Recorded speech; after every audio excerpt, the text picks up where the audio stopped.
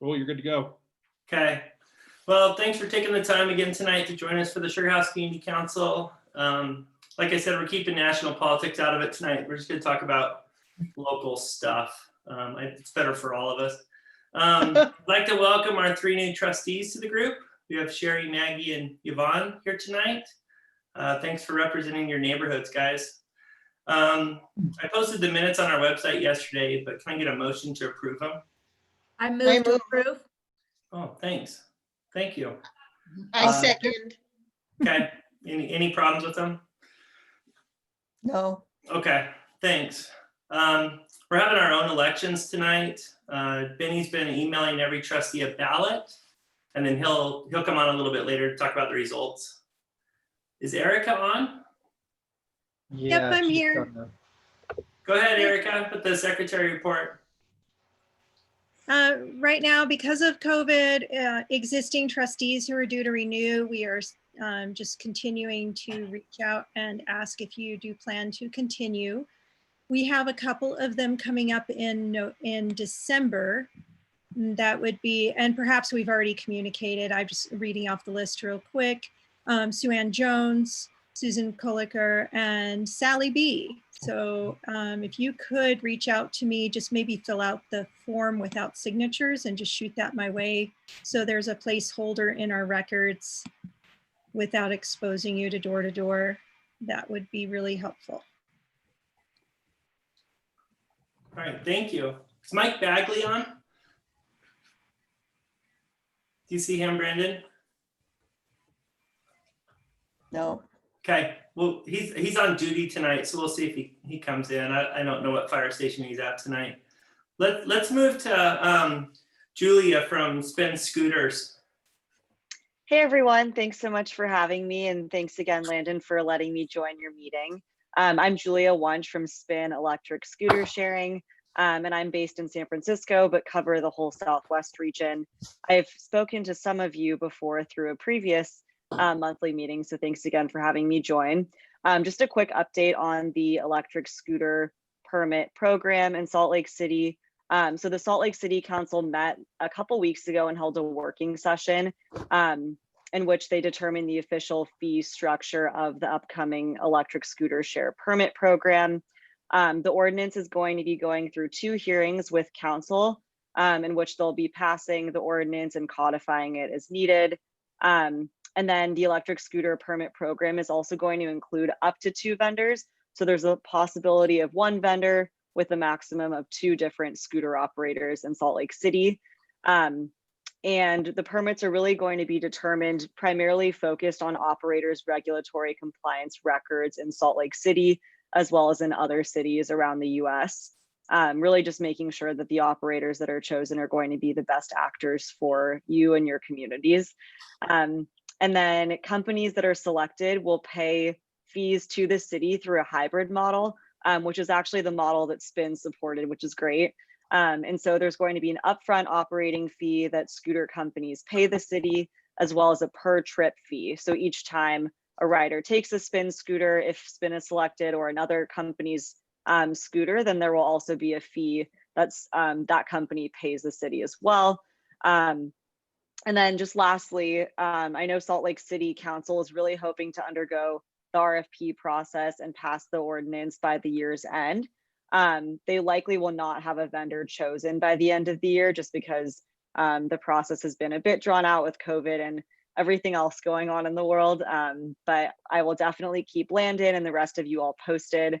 And just in the meantime, if there's anything that's been continue to do to support you all and the Sugar House community during this crazy year, please feel free to reach out to me. I'm going to drop my email address in this chat button. If you have safety concerns, feel free to reach out to me. Our operations team is really responsive, and I know a lot of you have probably met with Otto, who is our head of operations in Salt Lake City. And so we just want to make sure that we're doing the best we can to help you and your communities as well. I did see one question in here. I'm sorry, I'm not familiar with the hideout mess. No, that's not for you. Okay, just saw that chat come in. Anyway, thanks everyone for your time. I'm gonna drop my email in the chat button and feel free to reach out to me. Really appreciate it. Thank you. Thanks for coming. All right, Brandon, go ahead. All right, so for our spotlight on business this evening, we have Dan from Torrent Cycle. They've been very gracious to have us in their shop a couple of times over the last couple of weeks filming our Sugar House Strong videos, and we thought it would be great to welcome in one of the newest Sugar House businesses. So Dan, please take it away. Hi, Dan. Hi, guys. Hey, Dan. My name is Dan Cooney, and I am the co-founder of Torrent Cycle. My husband and I moved from New York in 2018 to open up our first location in Salt Lake downtown. We're an indoor cycling studio. We offer 45 and 60-minute classes. Typical indoor cycling in terms of loud music, not a lot of light, really intense cardio, full body workout. And we're excited that we opened our second location in Sugar House in one of the retail spaces right under the View Apartments. So Highland Drive and 21st South in August. So we've been here for just about 3 months, and we've loved the Sugar House community. We think it's such an amazing location. The other fun thing is that we got to partner with another local Salt Lake business, Honest Eatery, has their first location in Sugar House in our lobby.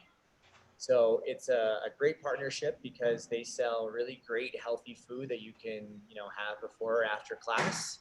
And a lot of their customers become Torrent Cycle customers, and a lot of Torrent customers learn to love Honest. So we're just happy to be here in our expansion within Salt Lake, and thank you guys for having me tonight. Welcome. I have a question. So how big are your classes? How many people are in them? We've obviously had a lot of change with COVID. Before COVID, we were, spacing our bikes very close together. And downtown, we had about 40 bikes in our studio. With spacing, capacity has been reduced by about 60%. So at Sugar House, we have space for up to 56 bikes. We're currently operating at around 19. So it's a lot smaller. We make sure that there's enough distance between each bike to make sure that customers feel comfortable coming in to work out. We also require masks for all of our customers. We do temperature checks. We require social distancing. And honestly, a lot of our customers have been really gracious and grateful to follow those protocols in order to still come in and find a little piece of normalcy in this crazy time.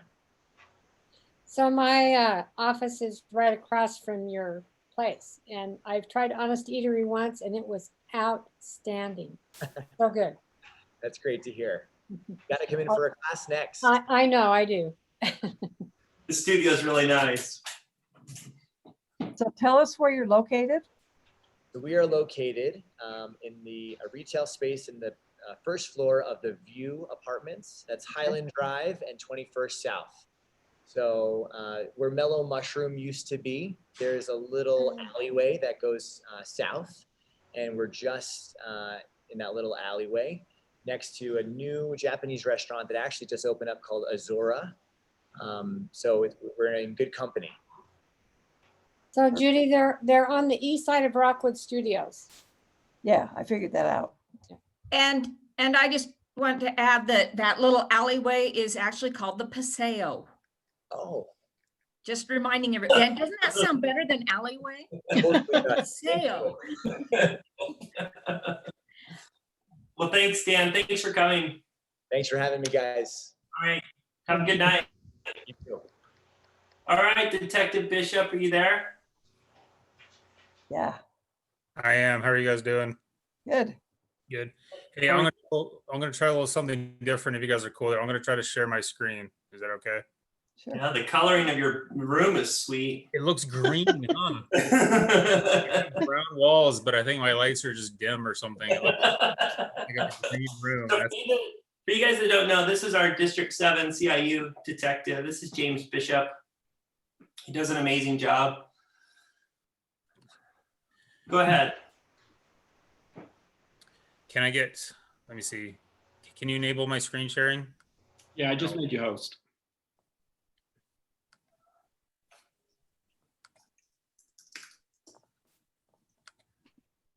Okay, can you guys see that? Yeah.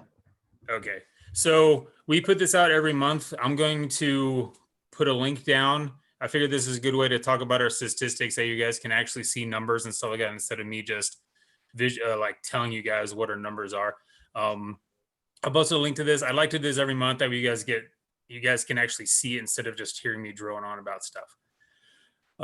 So this is where we're at for September 2020. This compares September 19 and September 20, right? Most of the numbers are pretty comparable.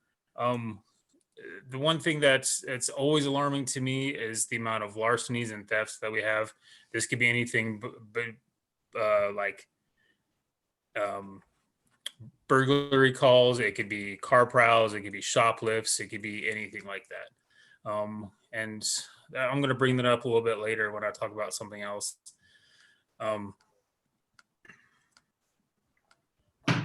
This is just a visual graph of where our crime sits in the Sugar House area. Maybe you can see that larceny and theft take up a major percentage of the crime that we have.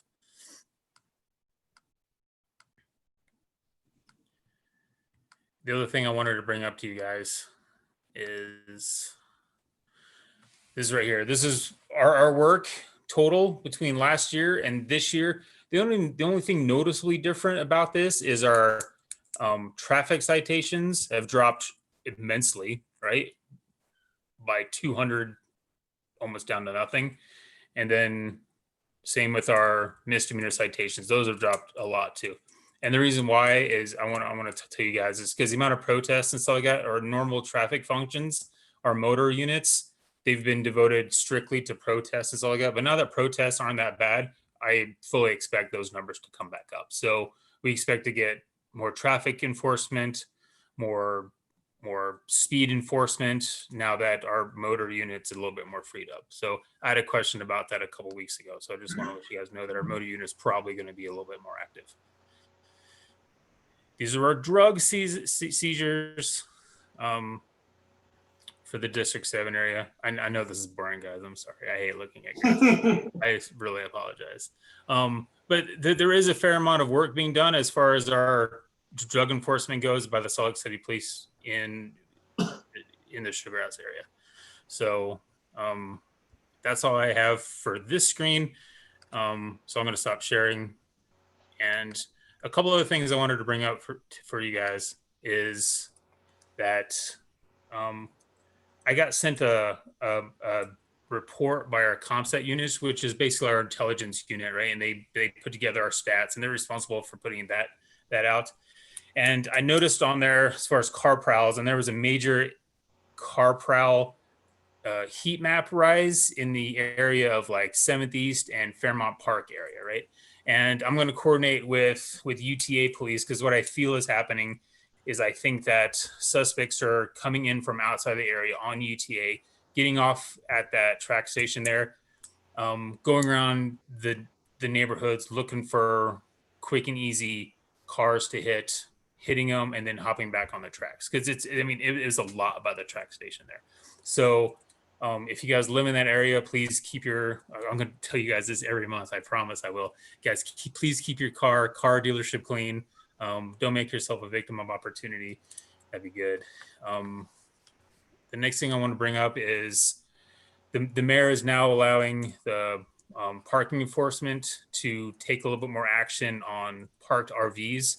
So if you guys have any parked RVs in your neighborhoods, please reach out to me. Please reach out to parking enforcement. We can get those towed, cited, whatever. We can get the health department involved. We had one area here in Sugar House where somebody was draining their pipes into the sewer system. That's not good. We don't want that kind of stuff on the streets. So please, if you guys see any parked RVs or anything like that they're living in there, please let us know, and then we can help get that taken care of now that we have that option. Also, I want to bring up the Tanner Park shooting that impacted Sugar House a lot. That's not an incident that can be expected or predicted. There was a death out of that. So I want to just have you guys be cautious of your surroundings. I would hate for something to happen in this community. So please just be aware of your surroundings. Please call the police. Please report anything suspicious that you see, and that way we can take action. So those are the items I have.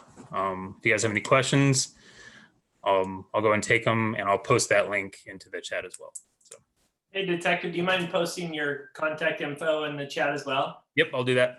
Okay, thanks. Does anybody have any questions? I do.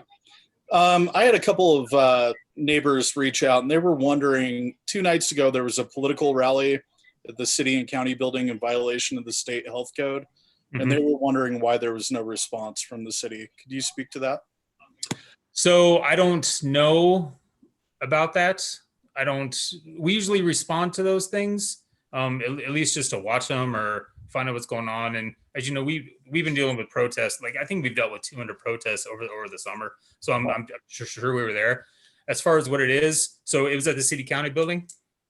Yeah, it was the Trump train that originated at East High School, wound up down Okay. at the Union County building. Okay. I'll find out what our involvement was.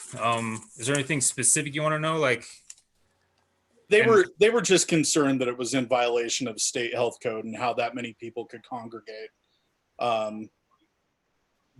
So I told him I would ask, and I have completed my duties. okay. Yeah, I'll reach out to our motor squad and find out if they were there and find out what their involvement was, what their vibe on the situation was.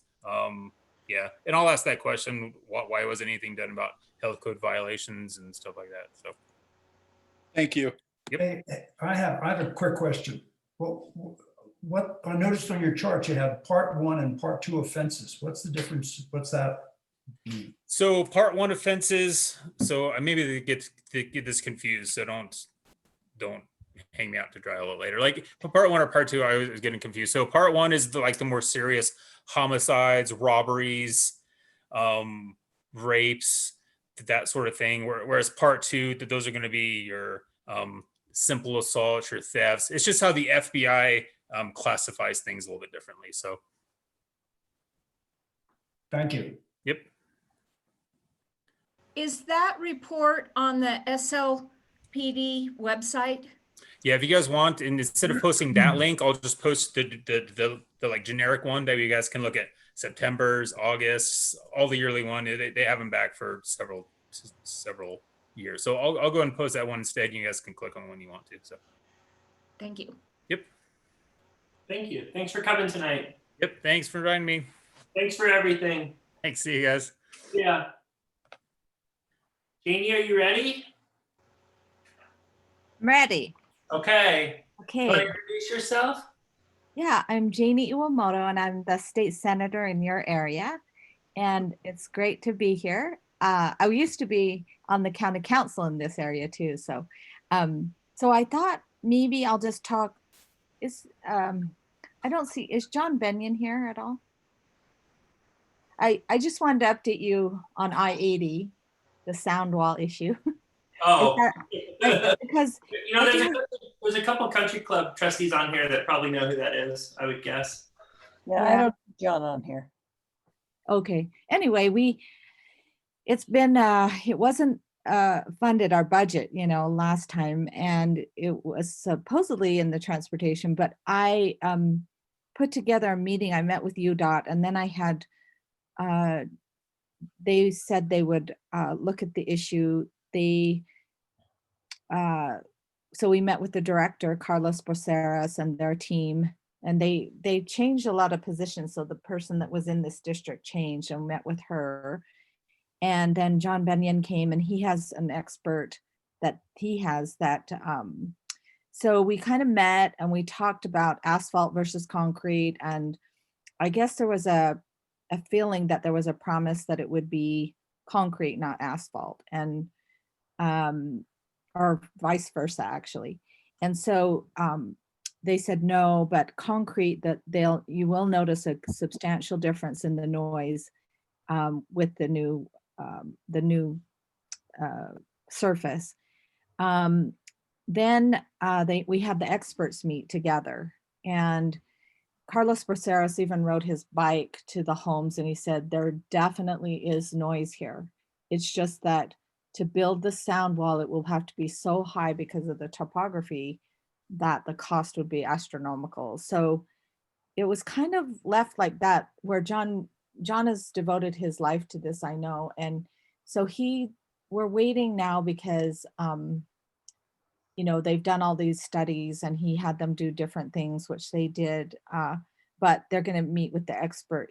John is meeting with his experts to think of some different ideas just to see if it would work. But I guess the sound wall won't make a difference unless it's really, really high. And I'm not sure, there's a lot of people who want that sound wall. And then I did get a couple of people who were a little concerned about the sound wall, but by and large, the people living there wanted that. So that's just an update there. We will have interims in November, in a couple weeks. And we will have probably a special session, another special session. I don't know what we're on, 8 or 9. And that would be, I heard, early December. This last one we had our appropriations meetings and our interim meetings. And I did introduce 2 bills that got committee support. One I'd been working on for about 2.5 years, but it came in late one year and I couldn't do it, but it's removing offensive words from lands, federal lands mostly, and it's worth the word squaw especially, and then Native American community, it's a offensive word with all kinds of history. It started off not that way, but it's been used in misogynist and like violence against women. So it's a process that will go through the naming committee and then to the congressional leaders. And of course, Representative McAdams and John Curtis supported the legislation. Probably the others will support it too. I just didn't have time to get their letters. And Provo is already starting the process. They want to change the word Squaw Peak. And it was interesting because I was driving to San Francisco, and when I was in Lake Tahoe, they're changing Squaw Valley to changing that word too. So that was one. And then they are having all these sunset dates for important commissions. So I've been working on Commission of Aging for a while, and they've done a lot to cut things on that commission, but it's very important, especially now with COVID and working with kind of rural communities and elderly and minority communities. And so I'm trying to get the sunset date off of that, and we're adding members and different things to it, and it got unanimous support there. So I'll be bringing that during the legislative session. And then I'm working a lot on campus safety, of course, through my last one, just a study that's ongoing, meeting with students and law enforcement. And through that, I have a couple of police reform bills that one is being passed around now that I hope to bring to the law enforcement committee in November.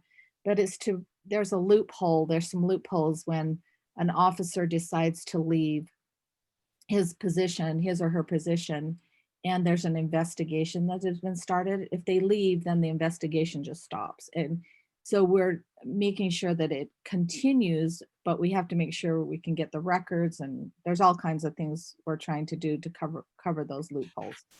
And there's a couple related to that. So I'll tell you more as they get going, but this session is going to be different. We used to have 3 priority bills in the Senate, and I can't remember how many they have in the House, 2 or something, but that means priority in drafting. And so now they've changed it to 5 and 4, but I can't imagine if everyone did those bills, we would have too many bills. And I don't know how this session is going to go because COVID is here. We've had some scares there of people that have gone live. I've been doing it virtual, but there was a senator that had it, and scares with some others.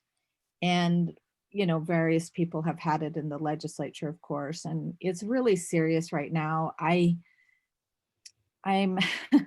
I don't know, we don't have a mandate, it's done by local control, but I know that our legislature can just change everything, and so I am on a group that's looking on emergency powers and what to do, but I just hope it's not going to be where nationally we don't listen to trusted medical advice, and that we do something, because there are places in this world that have been able to let their economy go on, but masks, mandate masks and mandate maybe closures of some things for a while. But San Francisco is there.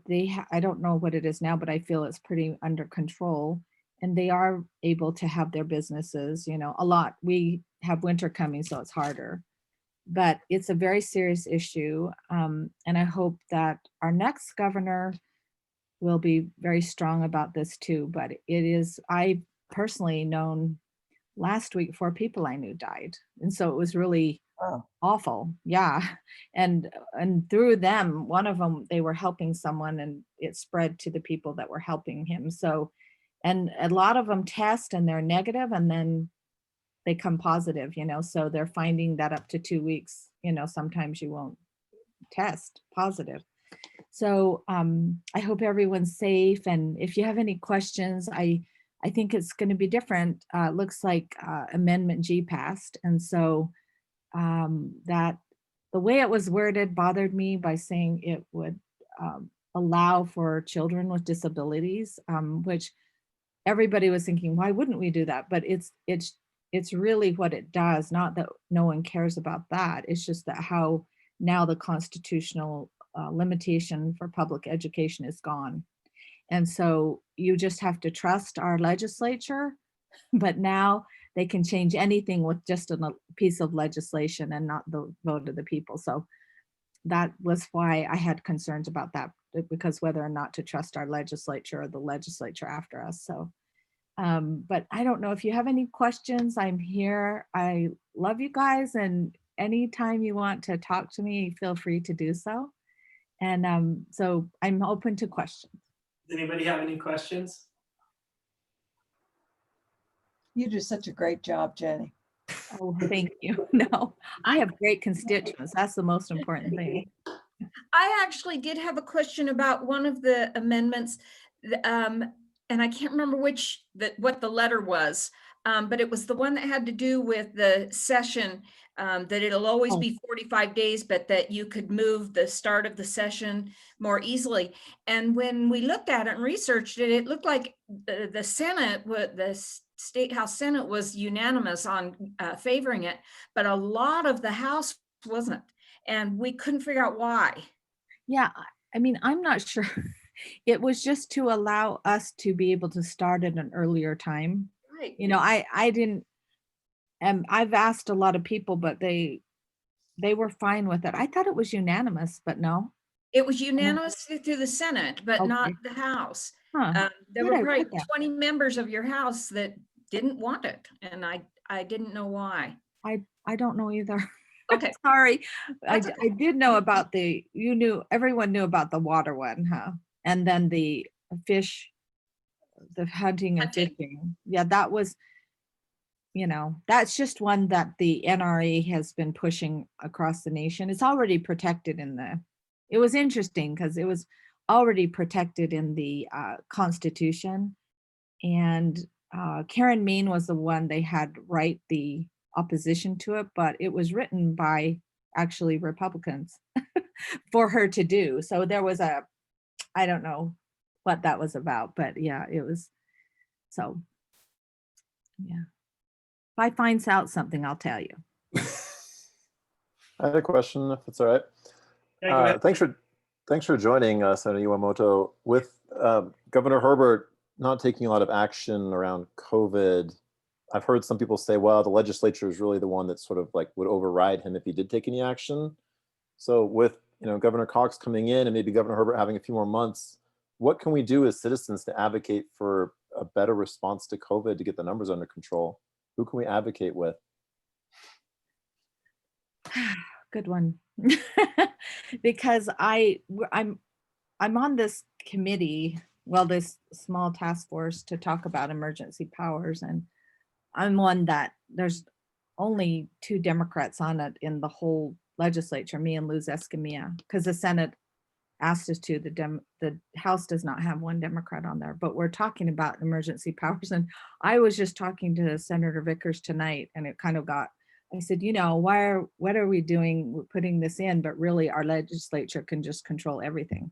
We can decide, to veto the governor or, public health departments or, because even though they're giving local control, we are still we can still do what we want to do basically, because there's a thought that, local government is we're the parent of them. They grew out of us. And so I would just, it's hard just electing people, but the rule there is like where Senator Vickers is, he said he doesn't know anyone that has COVID, well, great, but I just know a bunch of people who died. So don't take that local control away. I think if it's the local control, that's most important to keep that. But if it goes against, I don't know, it's just like, the national, I won't bring national up, but it's just the same thing of whether you believe that that's your right, to do that. So that to them is more important than caring about who everybody else is, And my brother's a doctor. I always thought he was more Republican and it doesn't matter what you are, Republican or Democrat, but he's just said, I have no tolerance for people who don't care about other people, and the doctors and nurses are exhausted. They're full. And actually this one man that died that I knew, I had heard since he was older that they just didn't go further with him, with the ventilator. And so that's kind of where we're at, is they're making that decision of life and death on that basis because they're older. You got to give it to someone younger, and so it's really serious. So I hope people could just wear their masks, They do it in Japan and South Korea, New Zealand. Wear your mask. They can open their economy, and still do that. But they do restrict, like Arizona did to get their numbers down. They restricted the obvious, like gyms and bars and things, which, it's impactful, but if you get it under control, So I would say, you don't have to email me, but I guess I would try to email. I get far more emails from these people that say, I can't breathe. We can't do this to our children. Our children are, So I would say email the governor's office and, start doing it to Cox and, start, because we're in a serious situation and it's just like nobody's doing anything. So maybe after election, I'd like to see, Salt Lake's been better and with their schools. I'm starting to get things about schools too, and that from different people that want them to have their kids go to school and, not wear masks or so I'm sorry. I just know our legislature can shut everybody down. So but I think if you send it to representatives and hopefully in different districts, they do that if it's serious for them.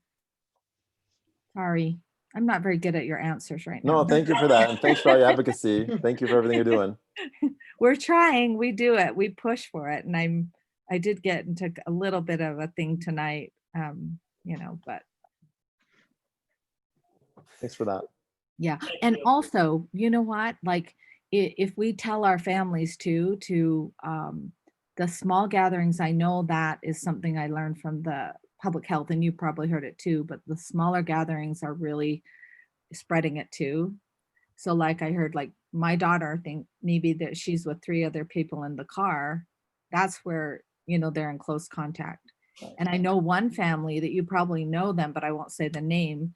He said that he had a family wedding with 23 people and 19 got it and 3 hospitalized. So it's really spreads and it's hitting younger people because I do know that they had a 23 and a 24-year-old who died. So you have to, and Dr. Pavia, I'm on the primary children's board, but he was my son's doctor, and he spoke to us and he said, he's in the paper a lot too, but he said, younger people don't have as severe symptoms or maybe no symptoms, or they don't die as often, but they do die and they do have symptoms. And so he's saying maybe they're younger, but they are dying, they have lasting, and it's mostly the lasting effects from it too.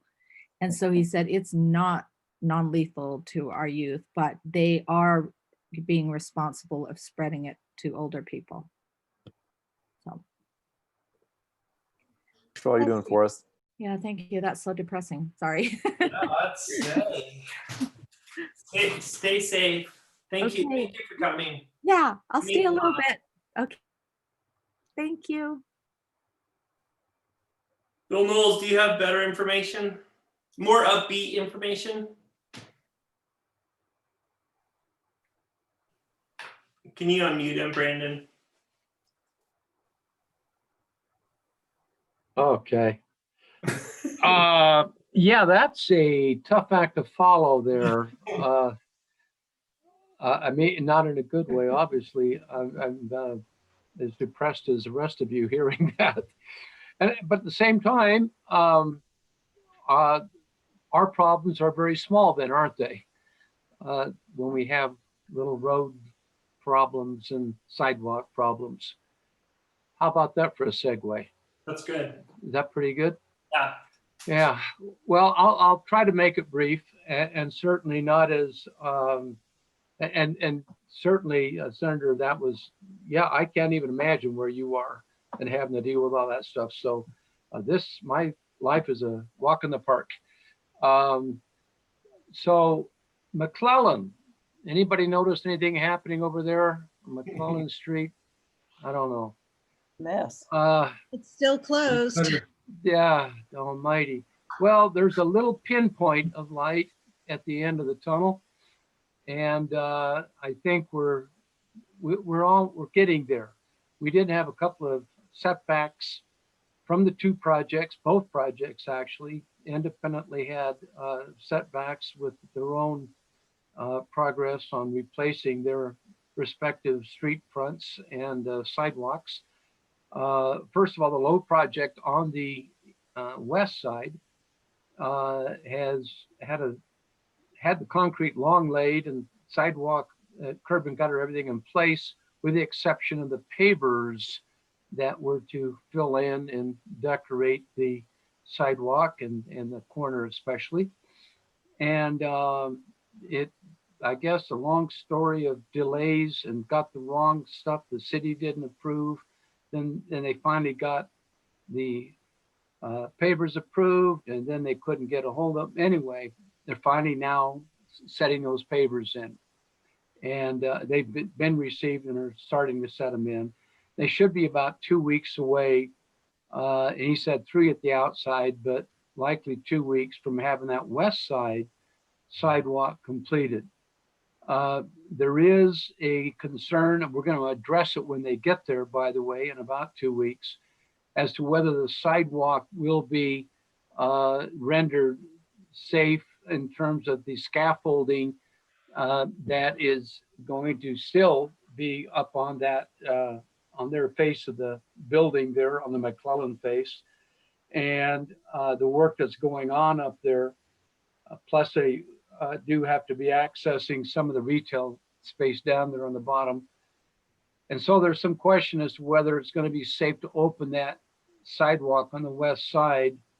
And that's a question hanging out there. At the very least, what we will be doing is moving those water barriers that have been previously currently used down the center of the road, previously used on the east side, will be shifted over to the west side and used and again the capacity that it was on the east side, using that parking lane for a pedestrian walkway. And that will be for a relatively short time. But as to say why that discussion was held is because the project on the east side of the street the Boulder Ventures project, has been moving forward. As you might have noted, they've really started to get everything laid out for the new sidewalk, curb and gutter on the east side, laid the curb in, and found themselves with a problem with the curb, with the concrete, and had to rip it up and start again. And so they've actually, it's one of those, what else can go wrong? I can only tell you the owner of that project hasn't committed hara-kiri or done anything, totally really bad. But to him, it's like one thing after another. He can't even believe it. But as it is now, they've had to reset the curb line on that east side. They're proceeding to, there should be some concrete going down this week. And they hope to be done. They did hope to be done like next week. It looks like now it might be 2 weeks, 3 weeks before that total east side complement is done. And then they will, actually that it will include the paving after they get the curb, gutter, and sidewalk in. So it's looking like the end of November. So as I said earlier, that pinpoint of light appears to be looking at the end of November for McClellan to start to become a viable passageway, both for vehicles and pedestrians. Pedestrians first, then vehicles. But it is on the home stretch. And I won't say a comedy of errors because it's not been funny, but it's been one thing after another for these guys. And I have to say, as one guy, he made a big point of this morning, so I'll repeat it. The weather coming up is a big threat to them. It increases their costs on everything. It increases their cost of putting down concrete. It increases their cost of putting in pavement, added chemicals, added everything to be able to pass city standards. He said, believe me, if we can't get this done sooner, I mean, it's costing us money every day. And I guess he was pleading his case there, and I do get that. But I know that we're all really, really, really tired of this street looking like it has for so long. I think we're getting there. With that being said, over on the other side, on the Highland Drive side, the Lowe's project, as you probably have noted, is now underway. And the old the Dixon Place, actually it's called Sugar Alley, is now underway. One of the big items there of interest will be the pedestrian walkway that will be installed eventually, and I'm still waiting for a timeline. It'll be somewhere within the next couple of weeks that will basically extend into the southbound lane, the outside southbound lane of Highland Drive, and which has given a lot of us, we've been discussing this with Landon, traffic people, the project owner, et cetera. We've had a lot of discussion and alternatives on this. So we're down to what we have now is the walkway looks like it will be going in, and we will be getting from the point of 21st South, at least up to Wilmington, if not, a little further south, we'll be getting a left-hand turn lane put down into the center of the road. So there'll be some space taking up from both the north and southbound side to create a turn lane so that left turners won't be on the southbound side, won't be stacking traffic up all the way past 21st South, which I think you could all see is a given. It's going to happen. So the minute that was proposed here a couple of months ago, a couple of us in the meeting went, wait a minute. Anyway, as I said, there's been a lot of discussion. We now have the contractor then after we got the solution, then it was who's going to pay for painting the stripes. because that's paint's expensive, right? But anyway, we did, I think we've got to the point where the contractor has agreed to, okay, I'll pay for painting the stripes, even though I'm putting in the walkway. And we've had a couple of city guys, Lynn Jacobs for one. Landon's been in the middle of this for the last several weeks. A lot of people have been pushing this, and it's really agitating to see these little issues like this become such roadblocks. But we think we're through it. We have a solution for that. So I think we're going to see that work, and it'll be in place for the next 18 months, 18 to 20 months, that project will be going. One last item, actually two last items to look here at my notes. The hawk light that I have promised for weeks and weeks and months to be happening like now is actually going to happen this spring. So the contractor that does all of that for the city has been working around the city on other hawk light projects. And where he thought he would get here before the end of the year, he announced last week that wouldn't be the case. And he'd be here in the spring. And so consequently, that hawk light at mid-block, just by the south side of the view, will be coming up later in about 3 or 4 months. The canal project, which is, I think most of you have been aware of, and I don't want to say it, I don't want to overstate it, because most of it's going to be pretty innocuous until they get to crossing Wilmington or crossing Highland Drive on the Wilmington side there. That's not going to happen this year. So they can't make the cutoff by the 15th, which is when the holiday season moratorium begins. So that'll happen next year.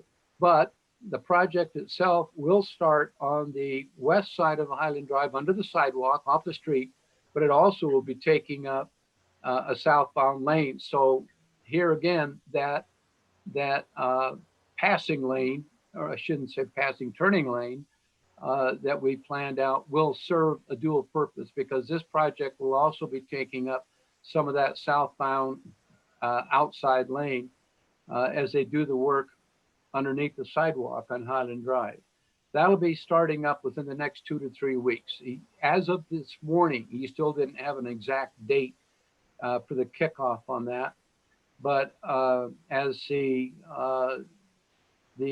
canal went dry October 15th, it gets wet again March 15th, and they have to have that work all done before or in that time span. So he said they'll be starting up here in the next week or two, but he didn't have the exact time yet.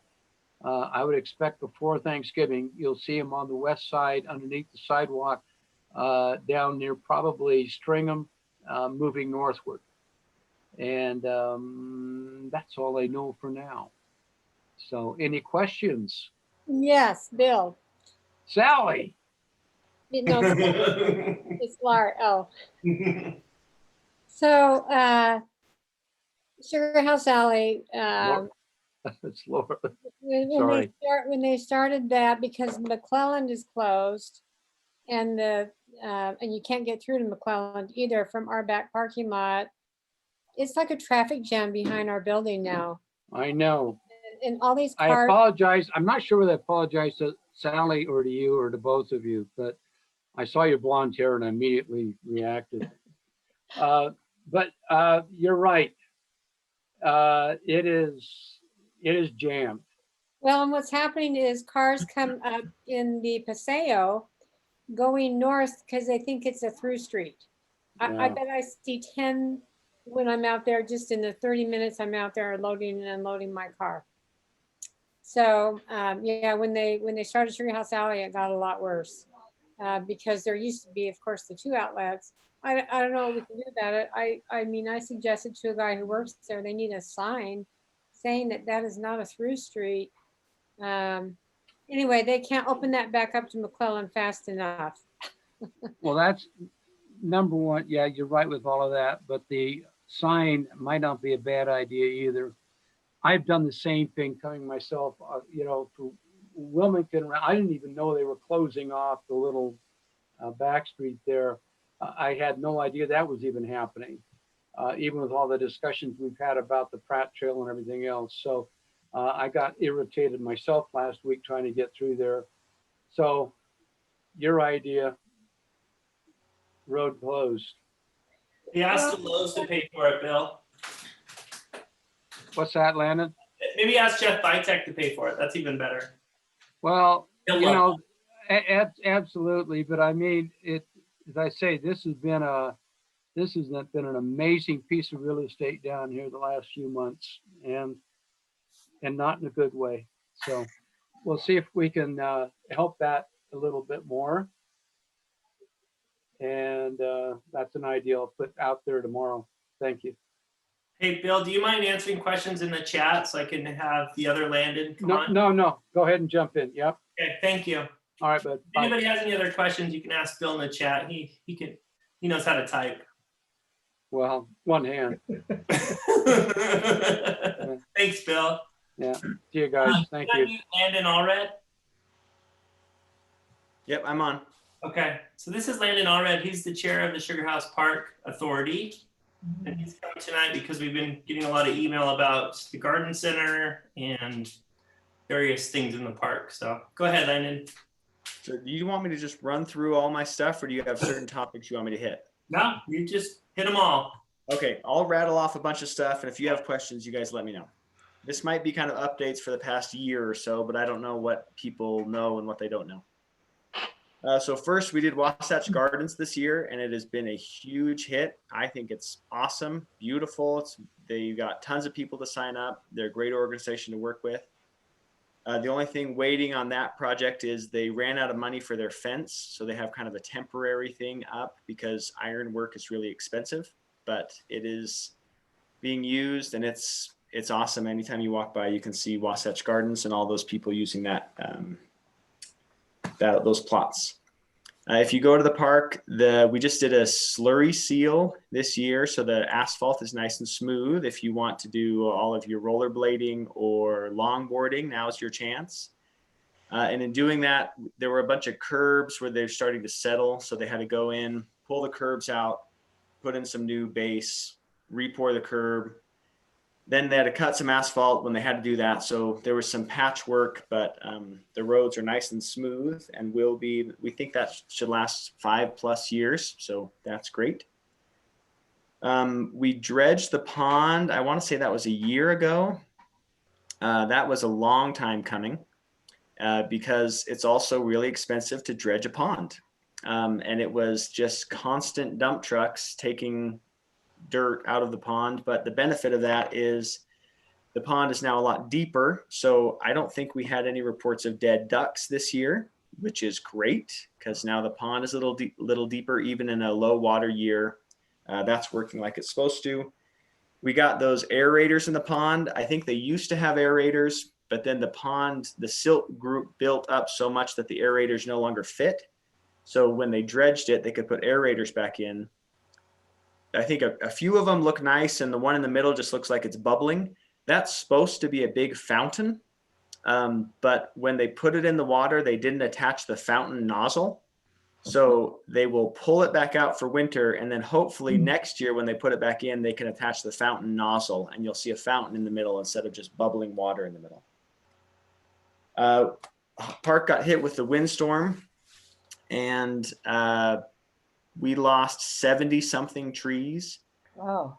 A lot of them are like, I assumed they would be mostly cottonwoods, but probably half of those were blue spruce, like the good 60-year-old huge trees.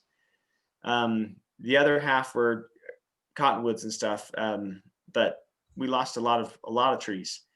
The blue spruce, the big trees that were part of the landscaping, are covered by insurance. So we had a group come in. Actually, it was the county, I think. They had like 12 guys there working full time for 3 days just to try to get the trees out. Insurance will covers the cost of removing, and it'll cover replacement, but they get replaced with 25-gallon trees. So instead of a 60-year-old blue spruce, you're going to see a bunch of trees that are, that big. And then you're going to have to wait 60 years before it looks like it did before the storm. The storm also peeled off the roof of one of the pavilions. And that roof, the original roof, was actual copper. So our parks people said, that's crazy. You should not use actual, like no one uses actual copper. It's too expensive. So they took the copper to the recycling place, and with the money from the copper, we're able to re-roof the building with regular building quality material instead of actual copper. So that is great.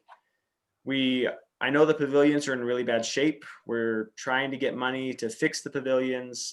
This is not a really good year to ask for money from public bodies, but we are trying. So we just submitted that. We had reports of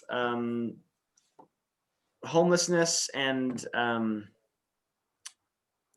lewd activities in the kind of the tree area that's just south of Highland High. So we have hired a police. We hire off-duty police officers to patrol the park after hours. Most of the people they stop are just people that want to run after 10 p.m. and they get kicked out just like everyone else. Because if you enforce rules, you have to enforce them uniformly. So we had some. They were finding more problems at the beginning, but as the process has gone on and people know the park is not a place to hang out at night, that's really helping.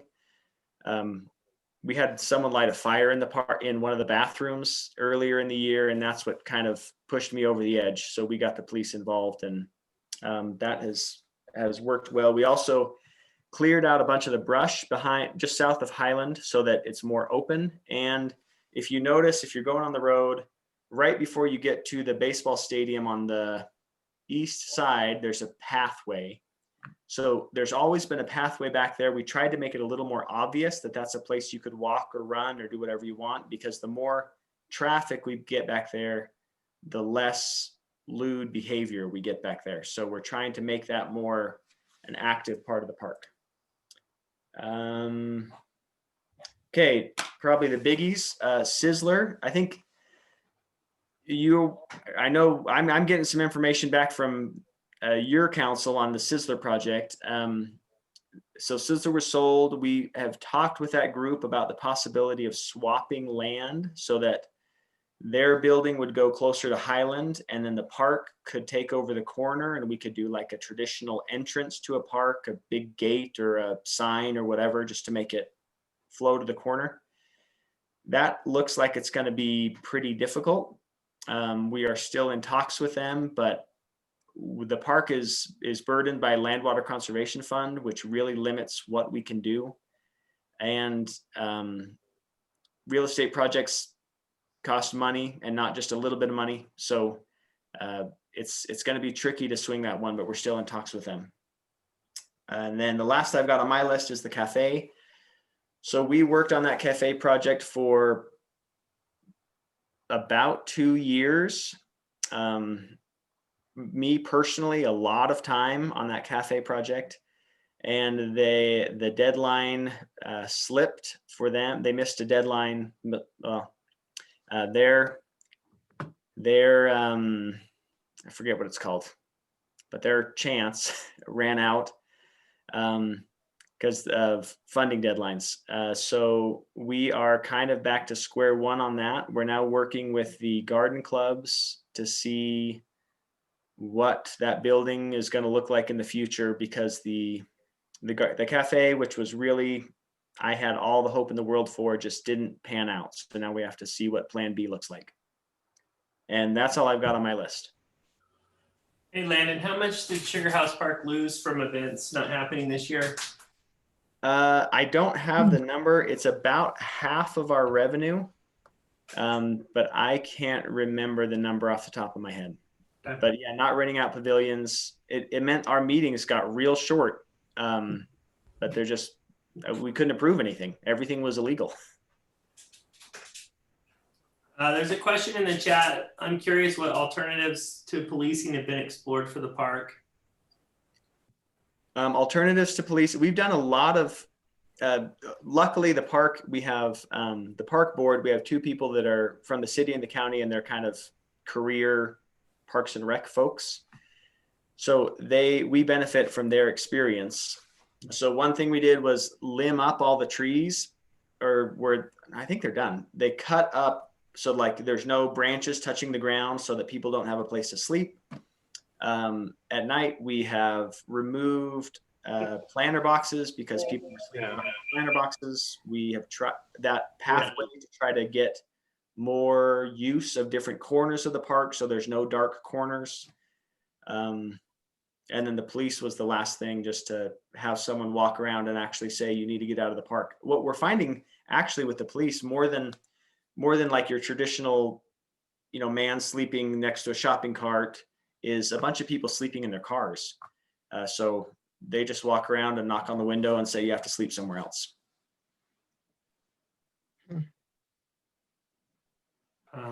Anybody else have any questions for Landon? You guys have any openings on the park board? We had 2 openings. We just had interviews, and I'm actually really impressed with the people that submit applications. It is well qualified folks. So we have filled those 2. One of them starts in November. The other one will start in February. And the next opening, I think, is October, if I remember right. Okay. Well, thank you for coming. Yeah. I'll see you next week. Okay, sounds great. Okay, thanks. Brandon, can you unmute Cherie? So Cherie works at the Sprague Library. She's just gonna give us an update. Yeah, can you hear me okay? Yeah, go ahead. Awesome. So I do have some updates about the building and the reconstruction process. The dates I'm going to give are our hopeful best guesses, obviously subject to change if necessary. So the hope is that Pulsing Construction will turn over the building back to us on December 1st. We should be receiving our custom carpets that have the sugar beet designs in them from overseas any day now. That's really exciting. And then the next phase will be the shelving installation in the lower level part of the building. They can't start until January for that. And then after that, we'll take a few weeks for our IT department to put in all the computers and get the network up. And so we're looking at the early part of 2021. Obviously, we'll have to move all of our materials and everything from the firehouse back into Sprague. So that hopefully we can start doing that, at least for the upper level part of the building. I would hope in mid-December and start staging it. That would be awesome if we could do that. We would really love to maintain like doing holds to go throughout the whole process so that we don't have to like shift every patron's materials back up to Foothill for like a 5th time, so that people could have some continuity for that. And we are looking into scheduling tours for different groups of people so that they can see the building, but also do it safely with COVID and small groups and that kind of a thing. Once we do open up the building, if the numbers are still the same with COVID, then we're looking at a brand new building where they're going to restrict access to just one level, most likely the upper level. So unless we can get those numbers down, it will still not be a full functioning building. None of our locations right now are, if they have more than one level, they've closed at least one level. So none of our buildings are fully functioning at this point. And that's just to limit the number of people in the building and the duration that people are there. So hopefully that turns around for us. They also started working on the east side, redoing the stairs and the ramps because a lot of the rebar from the concrete was poking through and it was really unsafe. They wanted to repave the amphitheater, the seats that went down into the amphitheater. And when we found out that if we start that process, then actually we have to make it ADA compliant, which would require a lift or an elevator that could lower a wheelchair into the amphitheater. We do not have the money for a lift for the amphitheater. So what will happen is that whole area will be filled in with concrete and it will just be more seating. So the east side definitely is going to look a lot different. And that is just my quick update. We do have photos. Our marketing team was out there just like a week or so ago, and they posted a bunch of photos of the building and what it looks like. And it's on our Facebook, Instagram, and our website if y'all want to take a look at them. Does anybody have any questions? Sorry. It's really exciting. You're almost done. Yes, I'm so excited. We're really happy. It's beautiful, by the way. So, and I can even share some photos with Landon if you want to see them. Yeah, it's a beautiful building. So it's really exciting. I'm looking forward to having our meetings there again someday. Yes, amen. Yeah, send those photos to Landon because we can put them in the next newsletter. Oh, absolutely. Yeah, I will do that. Thank you. Anybody have any questions? Awesome. Thank you for coming. Thank you. Landon, one question. Just I wanted to ask, what about preparation for us moving back there? What kind of facilities will we have to have our meetings there? You know, they built a really awesome space just for, not just for us, but I think for us in mind. Would that be fair to say? Yeah, absolutely. We have made the room where we're in, that big meeting room downstairs, fully movable. So any computers that we have, if we have a meeting that's going to be really big, we can push shelving together and out of the way. We can push computers out of the way if we need to and really expand to what size y'all would need for there to be any type of size of a meeting. So we want you to come back. I want y'all to come back. And so we want this to work out as best we can. We'll be back. We'll be back someday. Even because of COVID and everything, we've been doing this Zoom meeting, but I noticed tonight there's 42 people logged on tonight. And so our group has actually grown and the number of trustees has also grown. So we're looking forward to have a nice space. Yeah, it's beautiful. We're excited to have y'all, and yeah, it'll be great. Thank you. Thanks for coming tonight. Thank you. We're gonna move on to our committees. So there's a lot of new trustees. I don't think I've done a very good job of talking about our committees enough. So we're gonna spend some time. Each committee chair is gonna talk about, I don't know, maybe 5 minutes or so about their committee. Anybody's welcome to join. You don't have to be a trustee to do this. Currently, we have 5 of them. Parks, Open Spaces, and Trails is run by Sally. Arts, Culture, and Events is run by Maggie. Land Use and Zoning is run by Judy. And then Transportation is run by Levi. And then we just started a business committee probably here in the next month or two. And that's going to be run by Brandon and Erica. So we'll start with Sally. Are you okay to start? Sure. Can you hear me? Yep. Okay. So we call our committee the Post Committee, but it is the Parks, Open Space, and Trails Committee. And we are a group that just tries to keep our hands on the different projects that are going on in regards to those things in the Sugar House area. So of course, the 2 big regional parks, Fairmont Park and Sugar House Park, and now soon to be developed is the Allen Park. So we have some big park projects going on, and we have representatives that do come and give reports and updates. Sarah Woolsey, who runs a group called the Friends of Fairmont Park. We've been working very closely with them with volunteer projects. We had 3 of them actually just recently. One right after the windstorm, we went in and did a lot of cleanup of the smaller branches and all that trash that happened.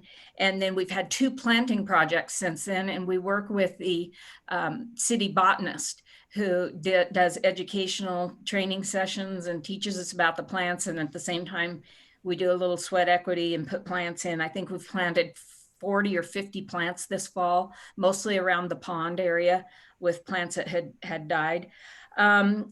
Hidden Hollow, a lot of cleanup and work projects in there, and just kind of, again, paying attention to what's going on in there and advocating for Hidden Hollow. Monument Plaza, I think even Landon came out for planting the flower boxes.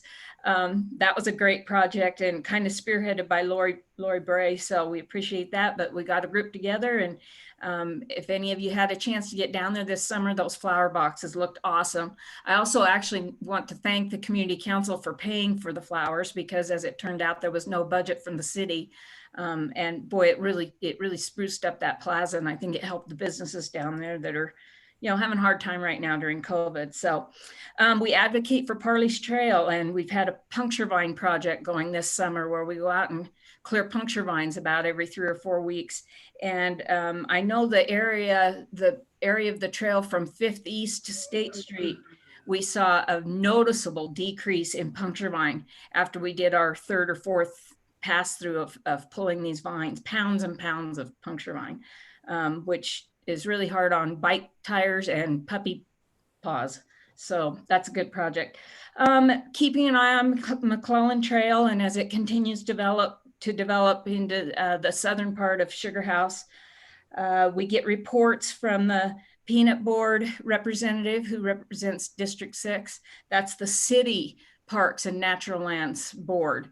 And so any projects that have to do with Sugar House, or just any projects in the whole city, she keeps us informed of what's going on with those. We will probably in the future, I think, Landon, are we going to be working with Retree Utah? Yeah. And get involved with all the tree planting that they want to do starting in the spring. And so we'll have some representation there. And then last but not least, we have a lot of little neighborhood pop-up parks that constituents come to us with suggestions and things they'd like to see happen in those. Lastly, we've had a gentleman, Richard Nowak, who has come to us. He runs a bird, not really a bird sanctuary, but it's when birds get injured and people bring them the injured birds. So that's not a bird hospital, but it's kind of like that. Maybe a sanctuary is the right word. He would, yes, rescue. That's the word I'm looking for. Whoever said that, thank you very much.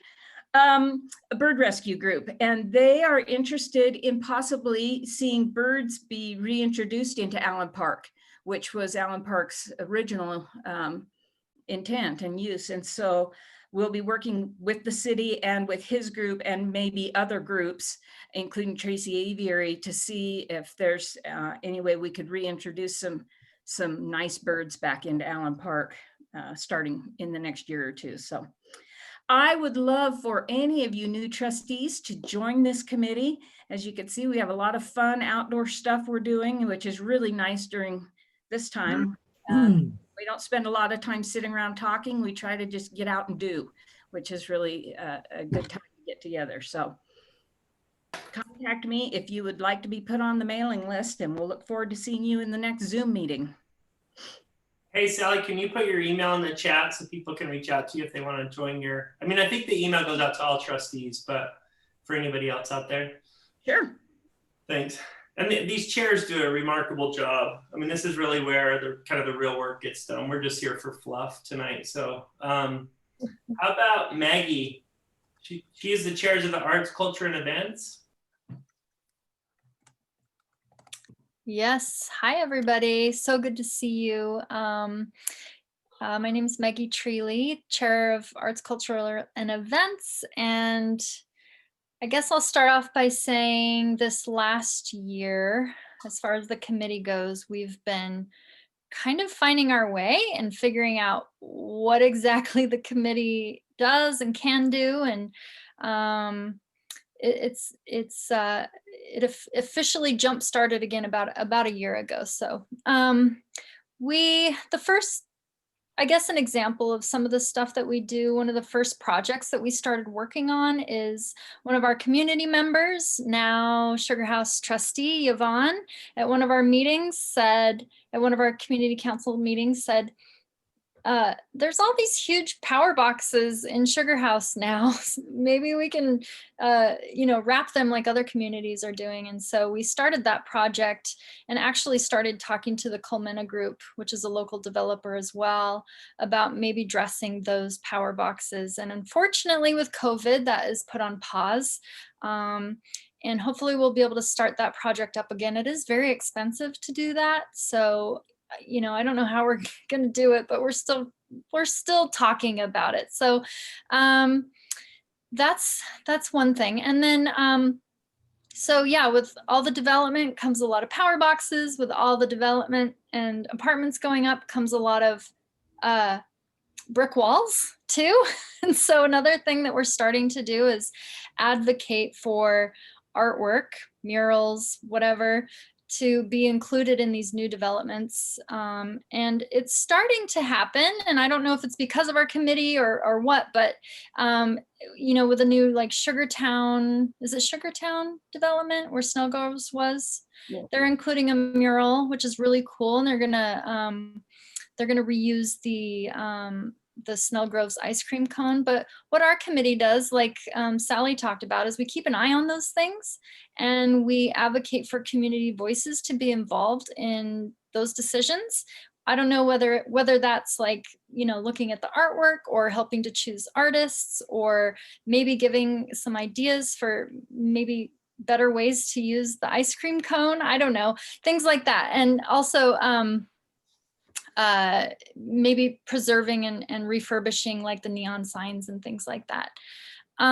We also are keeping an eye on projects like Allen Park and the McClellan Street project, because there's a lot of arts and culture decisions being made in those projects, and our committee has been reaching out to those folks who are managing those projects to make sure that community voices are heard around the art and that's going on with those. So that's really exciting. And then those projects are actually moving forward, which is really exciting. We're playing a pretty big role in those things as far as the arts go. So let's see.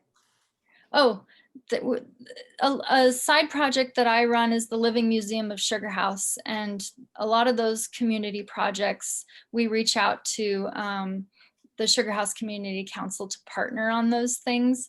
Sugar House, we're kind of like a mini downtown Salt Lake. Like we're pretty big community, but we don't have an arts and culture organization or so that kind of acts as that. And so it's been really fun to connect the Sugar House Community Council with that community project as well. So let's see, I think that's a pretty good summary of what we're doing and some of the projects that we're working on. One project, the Living Museum of Sugar House did get a grant for a mural in Sugar House and also for some plein air art programming around Allen Park, which is really, really exciting. So that's something we're actively working on right now too. So please join us if you can. It's a really fun committee. May I ask a question? May I have 60 seconds to tell a Living Museum of Sugar House story? You may, Lori, and then we'll go to Rich's question. Oh, okay. So I hope you all will follow the Living Museum of Sugar House. Maggie has worked so hard to create so many interesting categories, one of which is the fan art of Sugar House. So she let me do a takeover one day when I was posting all these historical pictures on Facebook and Instagram. And somebody responded to, oh, my dad's jewelry store was right there. And I said, let's see a picture. What was this beautiful jewelry store that was right next to where Rockwood Studios is? And gorgeous sign. And all of a sudden, the artist who painted the monument that hangs in the library, do you know Colleen Reynolds, when the Monument Plaza was dedicated? So this person's wife reached out to that artist, she doesn't live here anymore, and asked for a painting of that jewelry store. And so it's a beautiful watercolor painting of a place that's no longer here, beautiful historical building. anyway, I was just tickled as I could be that there's this, circle that's happening that connects history and art and community and culture. And I'm very appreciative to Maggie and happy to be a part of it. So I thought that was a cool story. Hey, Laura, you want to spend a couple minutes to talk about the Santa Shack? Yes, we're going to try social distancing at Santa Shack this year. I posted something on our Facebook page. We have quite a few followers on Facebook, and just asked people their thoughts about if I sit Santa in the door facing out, so he's facing outside, and they can't come in, would they still want to visit? And overwhelmingly, everybody said yes. So we're going to try it. I'm going to put a little fence around the stairs so no little kid runs up. We're still going to try and let people take pictures on the sides of the doors. It's an experiment. Let's hope it works. But yeah, we'll be open our regular hours and regular days. And I'll keep you posted. If you're interested in it, you can look on the Facebook page or reach out to me. It's a tradition that people, what people are saying is our kids need some of these traditions. We need these traditions, but obviously we want to stay safe. And my Santa doesn't have the best health, so I particularly want to keep him protected, but he was so on board to do this. It's his, he becomes Santa. So thank you. Cool. All right, thank you. Let's go to Judy. She's the chair of the Land Use and Zoning. And I just want to, for those of, I don't know if anybody's on here just to talk about the Sizzler parcel, but it's not on our agenda tonight. We've met with the buyers several times. They've seen your comments. Keep them coming. You can send them to Judy Short. We've never seen any plans. They're just looking for community feedback at this point. So please comment. Just keep them coming. Landon, I think somebody had a question too before Lori. I can't remember who it was. I was going to ask a Oh question. yeah, sorry, Rich. Go ahead. Okay. Hey, Maggie, I remember when Mark, who ran the university hospital, he run that project. When he first came and visited us, he talked about putting murals and artwork down that wall, down the side of, I guess that's Stringham there. And has there been any more talk about that you're aware of? I think that's kind of fallen apart, Rich, right now. Actually, I asked Mark about that directly because anyway, he didn't continue to talk about it. And basically what he said is it's not their property. It belongs to the shopping center, the Dees Corporation. It was just an idea. It's not going to happen unless the Dees Corporation wants to do it. It's kind of a shame because there's all those perfect brick walls that would make a perfect series of murals. So perhaps we should reach out to them. So Wade Olson is the CEO. He's letting me put the Santa Shack on the property. He's not charging me. He's doing so many nice things. It's kind of blowing me away. So maybe he'd be interested in those murals, but that property is going to be developed at some point. So yeah, that's what I've heard is I think they're starting to work on some sort of master plan for that area. So, I mean, that could take years. I don't know. All right, Judy, go ahead. Okay, land use. So the Sugar House Community Council is what's known as a recognized organization in Salt Lake City. That's a designation that the city itself has, which says if there are land use projects in your area, we will notify you. As long as you're this and that and fill out the paperwork and have official bylaws and that sort of thing. So when somebody proposes a project, like when Mark Isaac was working on the University Health Building, he came to the Sugar House Community Council land use meeting many times because he was doing the whole, the healthcare clinic, the office, and the apartments. That's all part of one project. And talked about what he was planning or what the owners wanted, because each of those, has different kind of specifications. It's hard for like the council to dictate what's going to go in the University Health Building. because we want the physicians to dictate that. So it's working with the community to try to get things that fit within our zone that are a complement to the neighborhood. I mean, that's a big coup to have that nice medical center. And it's right near the Legacy, so those people can just walk across the parking lot to go see the doctor. So there's lots of projects like that. We do things like, unit legalizations. I think last month you heard about antennas and utility boxes, conditional use permits. So accessory dwelling units are a conditional use. Planned unit development.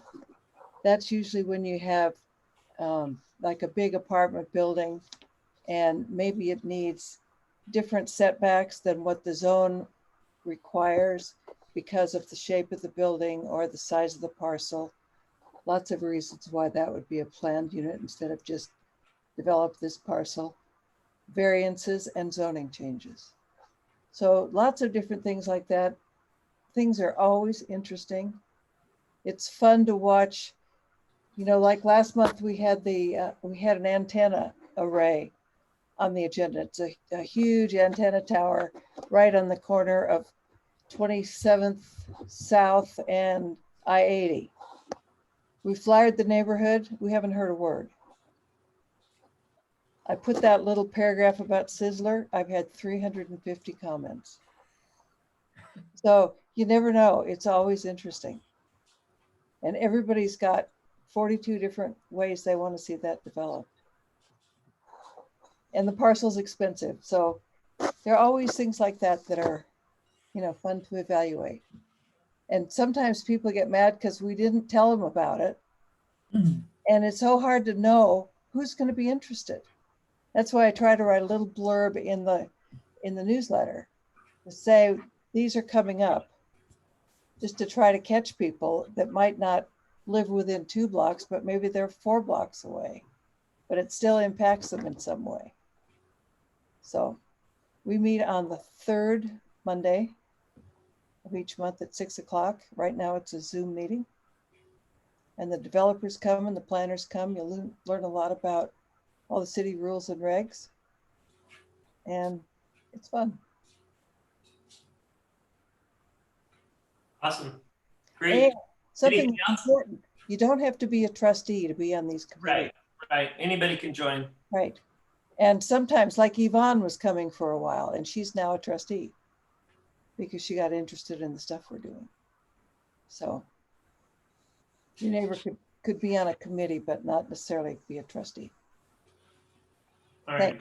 Thank you. We're going to skip to Benny just real quickly to talk about the election. Go ahead. Hey, thanks. Everybody hear me okay? Yeah, you look good in the glasses. Hey, Costco special. Hey, I want to thank everybody for participating in this process. It was a little bit different this year with COVID, of course, and not doing this in person, but thanks to everybody who filled out a ballot and sent it back or filled out that Google form. I appreciate it. I'm going to try to make this short, but I think it's important to extend a thanks. I feel like I'm speaking for most everybody on here this evening. We're really thankful for Landon. You do a great job. You bring everybody together. It's wonderful. And I'm thankful, and I'm sure the other trustees are as well, for your service. Will, Judy, Sally, same thing. You guys are wonderful. Mike's done a wonderful job as a treasurer for the past couple of years. And I really want to throw out a big thanks to Erica. Her job is not easy as secretary. Nobody wants to do it. We somehow talked her into it. Thank you. And she's just been, I can't thank you enough. And I know that comes from all of us.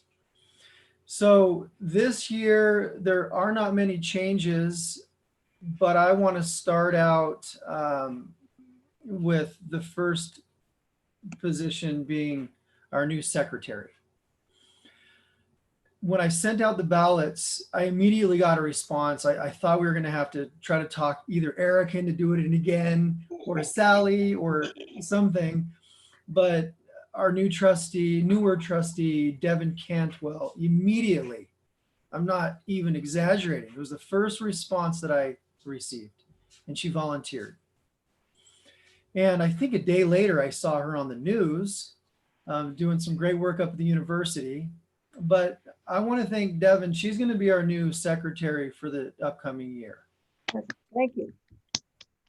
Thanks, Devin. And I also want to mention, I know that Erica and Sally, who have both done phenomenal jobs, they will happily train you and answer any questions that you might have. So I'm sure they'll probably reach out to you, but feel free to reach out to them as well. And then Mike Bagley will be our treasurer again. Our first vice chair will be Judy Short. Our second vice chair will be Will Coker. And our third vice chair will be Sally Bearclough. And our chair, once again, is Landon Clark. And again, everybody, thank you for your service. I know I speak for the other trustees, but thank you so much, everybody. Any questions? No, but I'd like to say something. I forgot to talk about the website. Oh. The website has everything known to man on it, and particularly the land use projects. So when we get a proposal, we put all the plans that we get up on the website. So it's under the committee section and then under land use. And you can look it up by the name or the address, depending on the information that we get. But that's a good way to educate yourself about the projects and what's going on. And I often ask for feedback. You know, like last week, I asked for feedback about the Sizzler, because we provide a letter to the Planning Commission, and we don't often make a recommendation. It's like, here's the pros and here's the cons. And, oh, this was left out. We need you to add this. And then the backup for that is comments that I send with my letter. So if the neighborhood around it, or you trustees or the land use committee have given us feedback, that's all put in a Word document and goes with the letter. So it's a good way to educate yourself just on what's happening around town. You want to know, what's that building over there?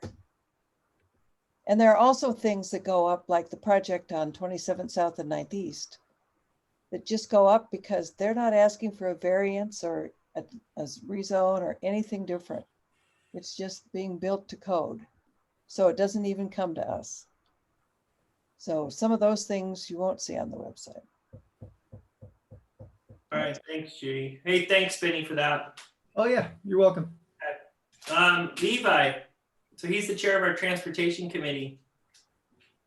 Yeah, thank you all. Nice job, Benny and Judy. I just wanted to, for the new trustees, do you mind just like waving your hands? I just want to make sure everybody can see. Kevin, Yvonne, Derek, awesome. Welcome you all. Thank you. We're glad to have you. Excited to work together. At some point we'll be together in person again, I trust. Maybe in 2022. So I'm Levi. I'm McClellan here in the heart of Sugar House, one of those big buildings. And I'm heading up the transportation committee. Larry's been mentoring. Larry, raise your hand. You were head of this committee for a long, long time. You're still involved. Thank you for all you've done. You're amazing. On the transportation, and please come join us. It's the third Monday at 7 p.m. We're doing it over, remotely, of course. We're advocating for safer streets for Sugar House, and this can be in the form of stop signs, crosswalks, making sure that pedestrians can get through these construction projects. So we're on the phone a lot with Bill Knowles, making sure that he's accommodating us, and he does. There's a lot going on from Salt Lake City themselves as well. So Landon and Larry spearheaded a CIP grant. So we got $500,000 to rebuild McClelland right between 21st South and Sugarmont. Make it pedestrian focused, make it so it's cycling focused. This is the McClelland Trail going through there, and cars will be a second-class citizen through the heart of that important Sugar House corridor from S-Line over to really the Monument Plaza area. And we are working with the city on the upcoming rebuild of Highland Drive. So if you've seen what they've done to 13th East, they're going to do that to Highland Drive here in a couple of years and to 21st South, maybe a year after that. So working with Lynn Jacobs and a lot of the planners at Salt Lake to provide input as to what do we want to re-envision? Like if you think about 21st South through the heart of Sugar House, is that the main street you would want for Sugar House, or would we do it a different way? So these are the kind of questions we're trying to tackle and providing practical input to the planners and the outreach folks from Salt Lake as to how we want our city to look. And it's a once in a lifetime opportunity because they don't do these full rebuilds, you know, often. These are every 30, every 40 years. This is with the bond money that came from a couple of years ago when the voters approved it. So we really have a once in a lifetime opportunity to allocate this money to build Sugar House in the way we want. And it's a huge opportunity with Highland, 21st South, both lower and upper. There's a lot of people advocating for a safer upper 21st South as well, above 13th East. I know a lot of folks have been concerned. There was an accident a little while ago. There's been a petition going around. So if you're concerned about, you know, safety in these areas, come and join us. I'll drop my email right here. And again, it's third Monday at 7 p.m.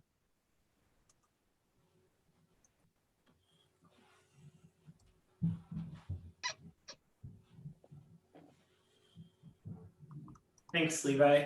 Our newest committee is a business committee. I don't know what the exact name is, but we're going to have Erica and Brandon present together. Not you. 1 second.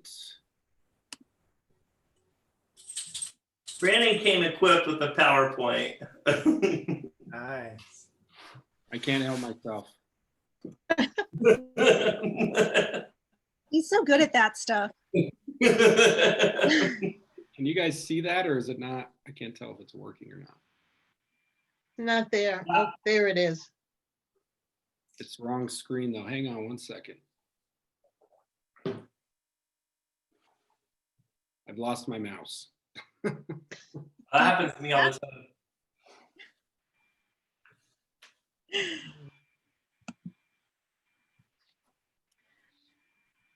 Okay, maybe we'll just run it from here. How's that? Okay. So Erica, why don't you kick us off while I sit here and fidget with this? Sounds good. Dana says, is it running under your refrigerator? So this business committee, you may have heard that we had started a series of videos before we were a committee. The impetus was just realizing, because of the pandemic and the stress that it's put on our local businesses, that we could end up with a Sugar House that just never looks the same.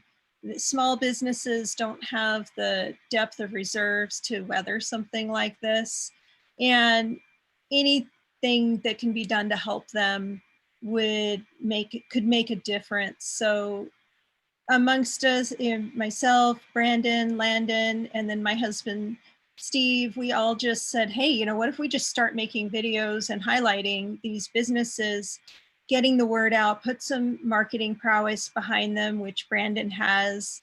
And none of us are videographers. We're like, we'll figure it out. My husband learned how to edit. And so it's just true grassroots. But as we started to get involved and talk to these business owners and dive deep into what they're facing right now, we realized that even more needs to be done, and that the efforts need to be more coordinated, that there is definitely an interface between just the business owners, the property owners, and the local residents of Sugar House that could be more streamlined. And this brought us to the point where we turned this into a formal committee, because it is clearly going well past videos as we build these relationships and see the need. And Brandon has been tracking all of the stats just on our efforts solely with the video project alone. And they're incredibly impressive. And I'll just let him show those to you. I apparently cannot navigate this slideshow, so we're just going to do it like this. So yeah, so we launched these videos for the Sugar House Strong campaign, as we call it, on May 28th with the whole bean up near Oleo, kind of on 21st South and 24th East-ish. So right about up there. To date, as Erica mentioned, we first started out as kind of a ragtag group of just a few of us, you know, trying to help out the community that we were so, you know, attached to. My business, I work with marketing with small businesses, and the thought of losing some of these businesses was very gut-wrenching to me. And so, you know, we got together, and to date, we've filmed 30 videos. I can't believe that. How did that happen? I know. When I was going back through and tallying the numbers, I was like, oh my God, how did we get this many? Do this? We've released 23. We try and release one a week via the Facebook and Instagram pages. Collectively, we've had over 100,000 people see these videos or these posts, which is incredible. Total video plays, we've had over 16,000, which is also incredible. And we've had almost 7,000 engagements, which engagements are considered, you know, likes, comments, shares, video, you know, views, or excuse me, link clicks, things like that, which is, it's fantastic to see. And those are not just in the Sugar House area. It's kind of a portion of Salt Lake that we've kind of targeted these videos to. And to date, we've spent about roughly $500 from the community council's budget that we set aside and voted for earlier this year. So to see these kind of numbers on that kind of a budget spend is pretty spectacular. So then let's see who, this was kind of a fun project for me. Every week or so I send out, you know, some of the statistics that we get from these videos to the individual businesses that we've done these for. And today I spent this morning kind of doing a spreadsheet of, you know, who did best, what were the totals, and I thought it would be interesting to kind of look at, you know, some of the top performers. So in terms of people, eyeballs that reached the most views for a post would be the Beanhole, which was our very first one, which was over 7,000 people.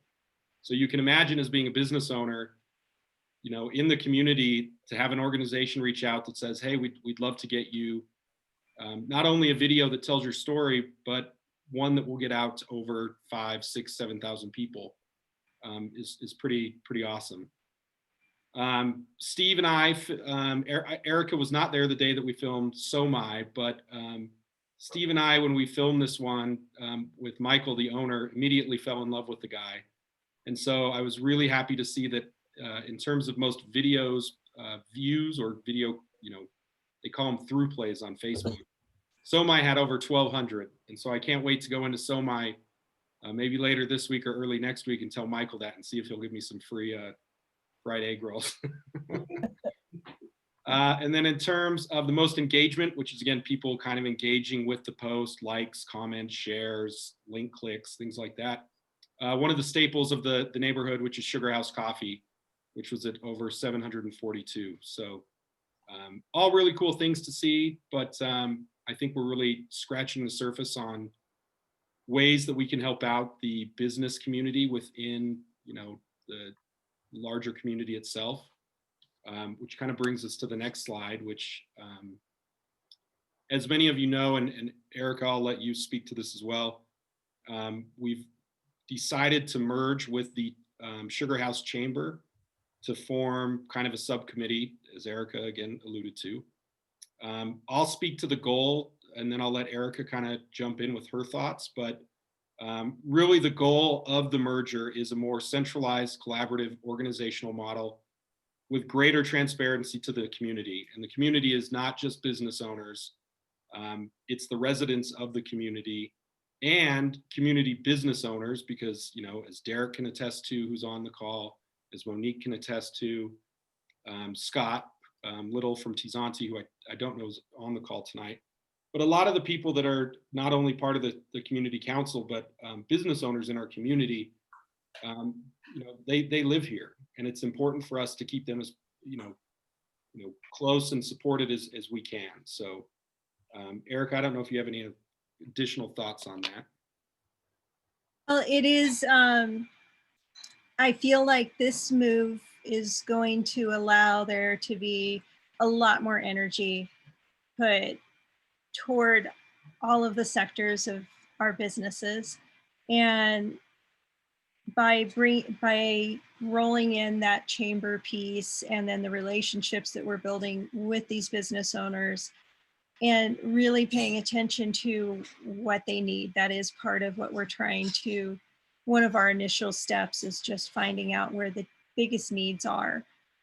And we've assembled an initial crew of people on this committee that brings in a lot of diversity and skills. But moving forward, we're going to have very big projects. So people who are interested in supporting our local business community, that is what we're here to do. And we'll definitely be needing lots of hands in future projects as they come up.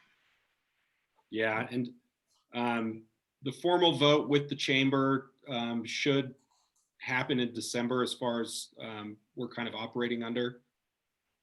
Many of the subcommittee members are also on tonight's call, so if any of you have thoughts, please feel to chime in. But I don't know if anyone just saw Derek's comment in the chat, but it sort of speaks to the importance of having support for these local businesses with, at any given time, but especially in the time of COVID, because the future is very uncertain and scary for a lot of them. And if any of you aren't able to read the chat, Derek said we have 5 businesses that have closed this week in our area due to positive COVID tests. I saw a breakdown of a sugar house business owner not knowing the future of his business today. We have crossed into a troublesome phase in the local spread of COVID. So even though we are seeing a lot more opening up of businesses, also the challenge is getting larger that they have to navigate. All of us have to navigate. I'm a business owner. Brandon is, Derek, of course, with Olio. They are going to need continued support from the community to make it through this so that we don't end up with just a few big box stores left after. And then moving forward, we need to be coordinated even after this pandemic's over. This is part of what determines what Sugar House looks like, where Judy and land use come in and really help the permanent structure of our community. The businesses bring a lot of the character and personality. We can't let that go. Yep. And Yvonne, you were mentioning, how does somebody request to be part of it? For the videos, really just reaching out to any of the 3 of us. Landon has been helping a lot with coordination, as has Brandon. We each kind of have our roles. We also have a intern from Westminster doing videography and editing now, thank goodness. The quality of video went up. No offense, yes. You guys were doing a great job, but it's not our thing. We were just winging it. So yeah, I'll put my contact in the chat if anyone has any follow-up questions. I'm sure Erica can be reached as well. But I think we've got a really good group moving forward. I'm excited to get going, and as we sort of figure things out, we'll be reporting monthly to the council as to how things are going. And I just added my contact there as well. So any questions at all, interest in being part of the video project or other feedback on the business side or interest in volunteering, please reach out to one of us. May I say something? So I was the lucky recipient of having a video made, and I don't know if, I think most people don't have any idea how many hours go into making a video, not just the videotaping itself, but the editing in particular. And the fact that they're donating this, It's beyond amazing. So thank you very much. I was really appreciative of what you did for me. And if we had to pay someone to do something like this, it would cost many thousands of dollars. So this is really a generous thing you guys are doing. And I do want to talk to you about including the art walk in all of this. So I'll email. Absolutely. Thank you. All right, well, thanks, everybody. Again, anybody can join these committees. They do a masterful job. So please join them. We'll send out some schedules to all the trustees. We'll put it in our newsletter. I think it's at the bottom of the newsletter. Talked about when these meetings are. Please join. Tim, you ready? Tim Cosgrove's the mayor's liaison for our area. Hi, I'm on. Thank you. Thanks. Good evening. Thanks for having me.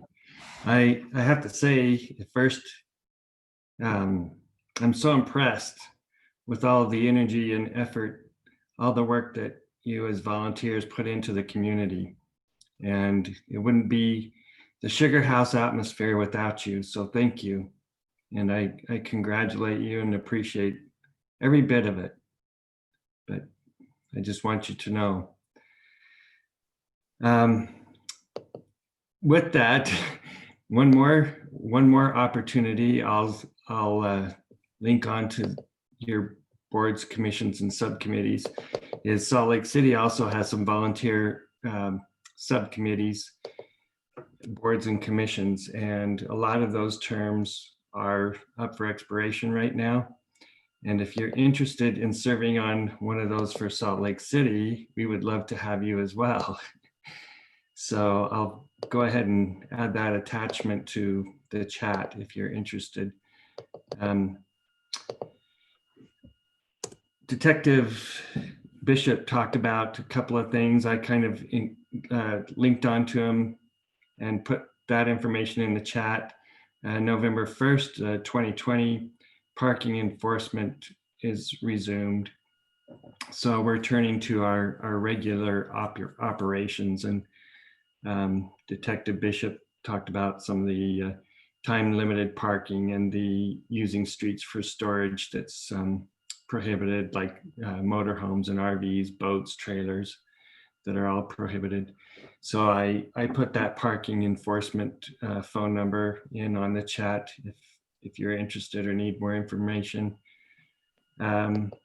Sally also talked about the Retree Utah and alluded to the new urban forestry subcommittee. We'll be meeting on that and help coordinate anything that we can do to help assist Sugar House Community Council with those trees that were lost and in getting them replanted and hopefully growing even more.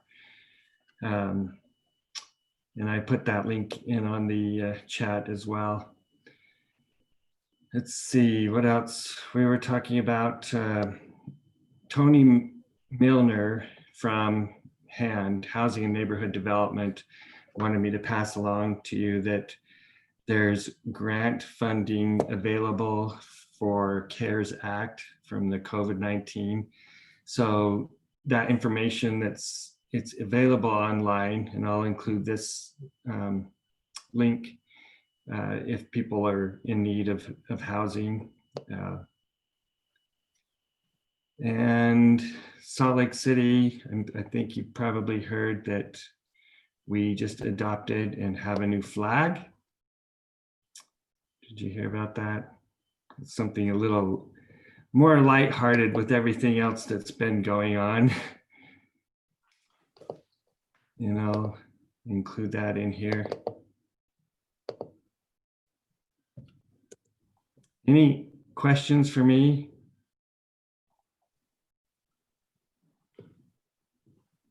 On anything else that's going on or going on in the city? How's the mayor holding up, Tim? I'll ask you a question. She's doing well. It's amazing how high in demand she is, even with COVID going on. I mean, there's only so many hours in the day, and attending one Zoom meeting after another, she's still in high demand.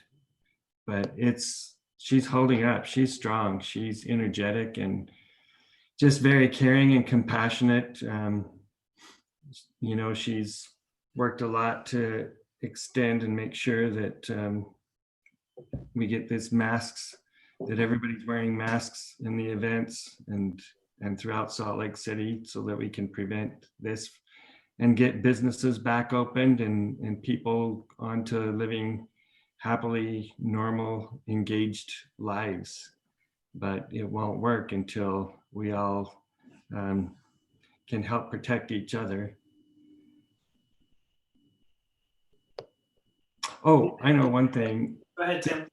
This next Wednesday is Veterans Day, and the city and the mayor traditionally does a freedom loop, a walk in Memory Grove in recognition for the veterans, the sacrifice, the service, the men and women that have been deployed and coming back home and, you know, trying to reacclimate back into the civilian world. And a lot of times this post-traumatic stress syndrome has side effects with families, with stressors of trying to readjust.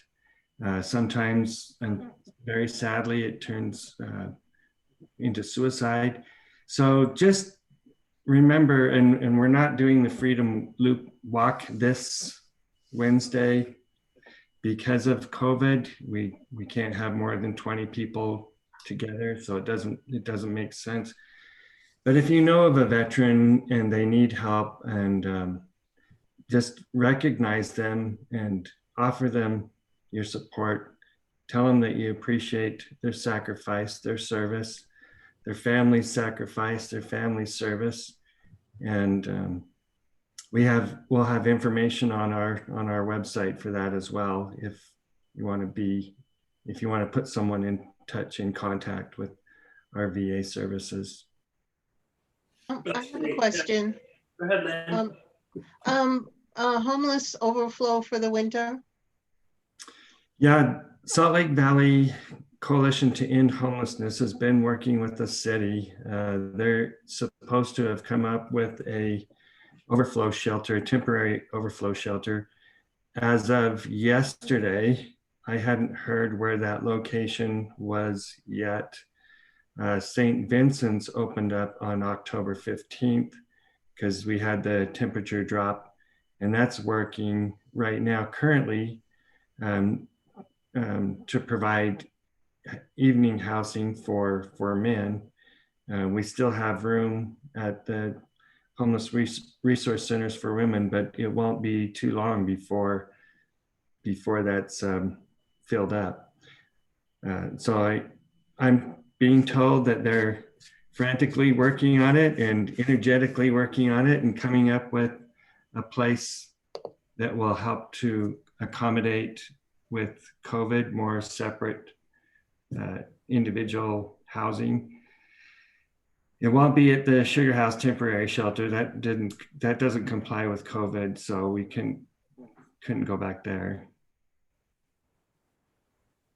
Anybody else have any questions?